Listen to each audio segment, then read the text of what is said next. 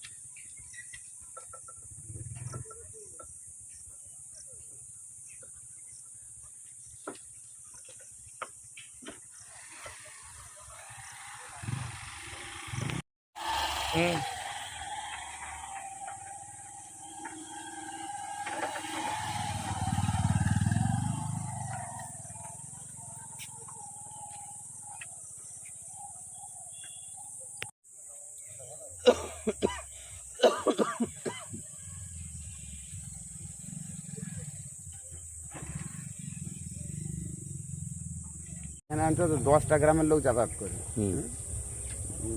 এই আর দুদিন পর তো বৃষ্টি হবে। বৃষ্টি হলে এটা কি হবে, এর দিয়ে তো আর কেউ তো যেতে পারবে না। মানে নদীর উপর যেটা যাতায়াত করছে, যেটা করছে ওটা তো বৃষ্টি হয়ে গেলে যাতায়াত করা যাবে না। আর হচ্ছে যখন হচ্ছে বৃষ্টি হয়ে যাবে তখন এটার উপর চাপ পড়বে, এখানে ওখানটা কাদা হয়ে যায়। কাদার পরে এখান থেকে কে উল্টে পড়ে যাচ্ছে, কে ইয়ে আছে, কি বলবো আর কি, মোটর সাইকেলে পড়ে যাচ্ছে, সাইকেলে পড়ে যাচ্ছে, নিচে পড়ে যাচ্ছে। খুব বাজে অবস্থা। হ্যাঁ, বাজে অবস্থা, মানে খুব বাজে অবস্থা। কি জানানো হয়নি গ্রাম পঞ্চায়েত? গ্রাম পঞ্চায়েতকে সব জানিয়ে কিন্তু কিছু লাভ হয়নি, কিছু হয়নি। না না না। আপনার নাম? আমার নাম মনোজ বিশ্বাস। দেখুন, ওই ব্রিজটি অনেকটাই বড় ব্রিজ। এখন আমরা শুনেছি ওই ব্রিজটার অবস্থা খুব একটা ভালো নেই। আমি ভিডিওর সাথে বা আবদ্ধস্থ কর্তৃপক্ষের সাথে আলোচনা করে কিছু ওতে কাজ করতে হবে এটা ভাবছি।